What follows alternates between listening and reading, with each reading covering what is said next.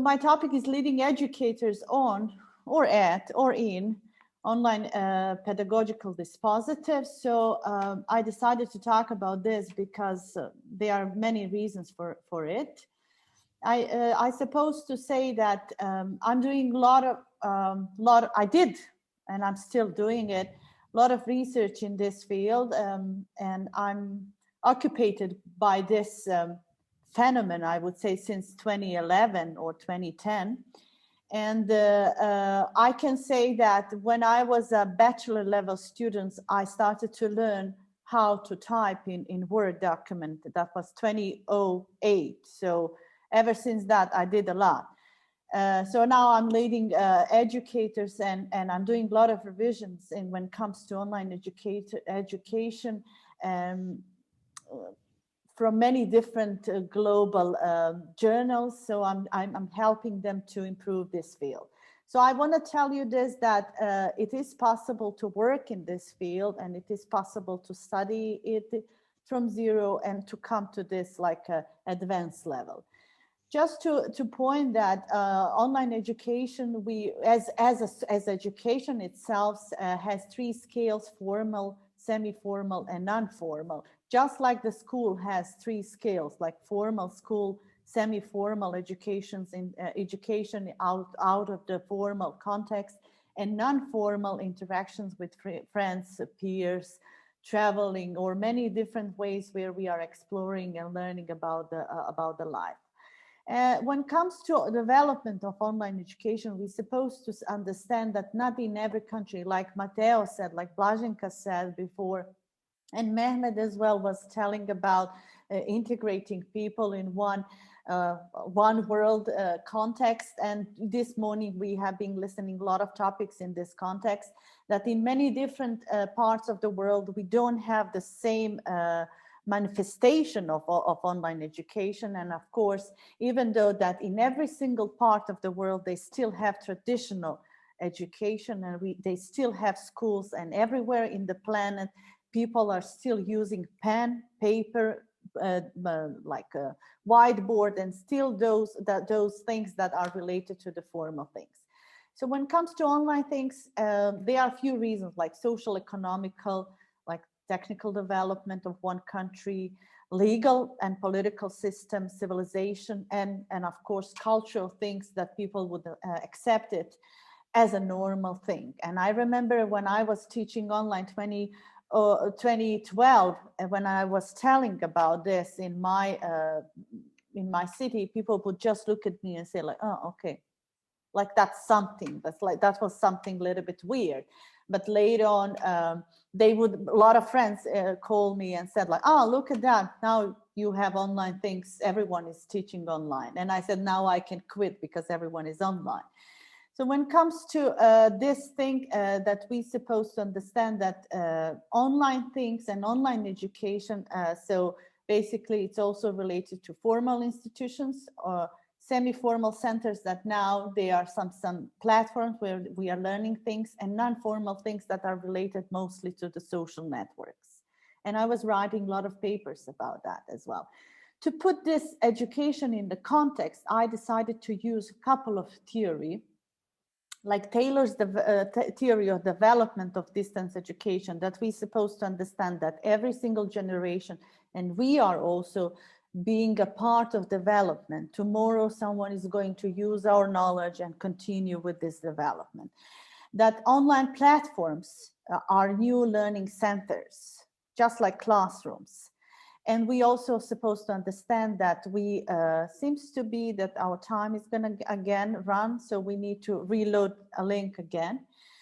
So that we supposed to understand that this is a human thing. So we are not talking about artificial intelligence. We are talking about human intelligence. We are talking about human. And whenever we are talking about humans, we have to use humans as the models to make humans. So we can use programs, but still sooner or later we can use Google Translate, but sooner or later we're gonna be in the situation to use the language. We can use apps, but sooner or later we're gonna be in the situation that we are thinking, speaking, writing as human beings. So because of that, I use a couple of theories Mead's theory, Blummer and Goffman. So this is like symbolical interaction between people and transition of knowledge between people. And what is also quite interesting, and it's pretty young, not young in the sense that it's old, but it's young in the sense that it's acceptable. Mostly it's acceptable by teachers, language teachers. It's a zone of proximal development by Vygotsky. Very young people, very young men who actually give a quite good theory. And the last thing is that online educators and their competence, because of the fact that today you can teach online and you don't have to have diploma.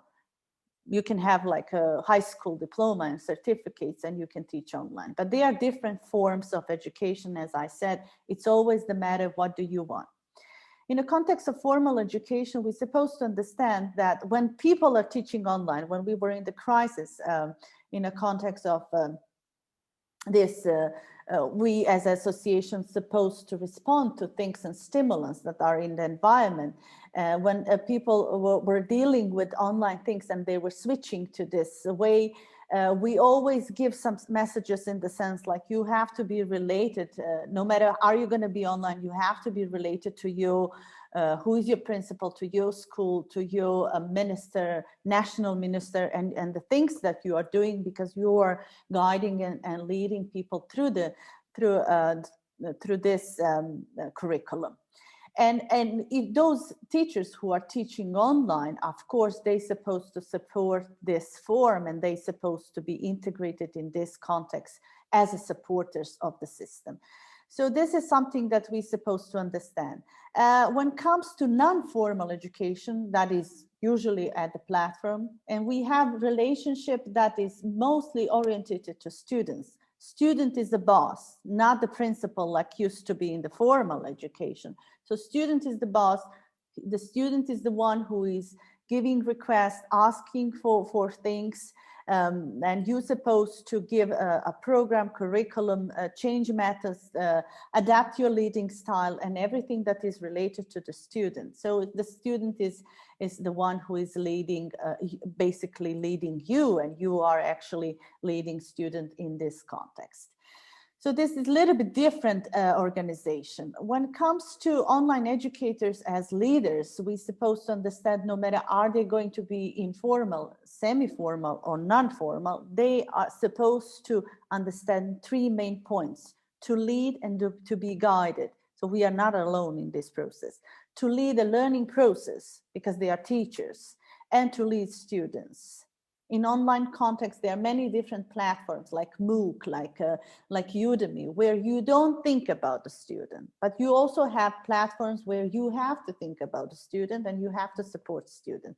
It's always related to the thing, what exactly is requested or asked from your side.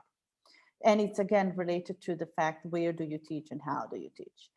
So when it comes to leadership style, I did one research, and I realized that by this research that leadership style online, it's something that is a little bit different in the sense that teachers who are teaching in the classroom are having one way of leading students, because it was related to leading students. And teachers who are teaching online, they always change leading style and they adapt to the student, because I said before, student is the boss and you have to give the leading style that student asks from you. So this is something that is interesting, and teachers online, they are integrating all of those leading styles. And here we have those some of those literature review that are related to relationship between leadership style, school culture, and private and schools in general. Of course, those who are working in formal institutions, they will follow the director and they would usually adapt in this context, in the climate of the school. But those who are teaching at the platform, they are going to prefer their own leading styles, and of course adapt to the students that are students on the platform. Just, I'm not sure, is it possible to see this? These are some points that are related to leadership styles that we need to recognize our skills or our traits. engage people, understand philosophy and styles, attend to tasks, create the vision, and it's very important in the context of online things, and lead students through the process. And of course, to address all of those ethical things, even though that Nazir said that maybe we are not focused on guiding students, we are also focused in this context, we are having ethical rules and codex that are actually giving us as a kind of task to guide them, but not in this sense like it is in formal institutions. When it comes to things that and research that I have done, I'm going to try to put it like this. So most of those teachers and their competence, as I said, you can teach online and you don't have to have diploma. When we were doing the research, how do you feel? Do you feel alone? And where do you belong? Because at some point you are a freelancing teacher and you are alone and you need a support, like psychological, emotional, social, you need connections. And we found that mostly they are supported by the platform where they teach. And sometimes they are supported by experts or any other association like NGO, like we are doing support as well to online teachers. They are supported by institutions of their own country, some non-formal groups, friends and family, and only one person said that it is supported by itself. And this is the research that we have done in Balkan region. So those teachers mostly are having these kind of like pretty developed social skills. So they always find connections to, it's, I think, Matteo in Italy as well, to find connections and support for their well-being, like integrating with friends, family members, and others. So as a thing that I would like to point here, and we're going to finish it. So it is important for educators, not just to do that if they are doing education in their national countries and they get started to teach online. It is also quite good for their development to go back. As I said to Nazir, we're going to talk about it, to go back to their institutions and take some seminars or be included in some conference or any non-formal way of learning, because they're supposed to feel where they belong. Because sooner or later they feel isolated and they feel alone and they don't know where they belong. They belong because they work 8 hours, sometimes 12 hours, because mostly they're young. And it is not good for their development in the context of that you have an educator that was studied such a long time, and then you put this person, because of the fact that they can't find a job in their national culture, you put this person online, and this person can be destroyed just like that over the time.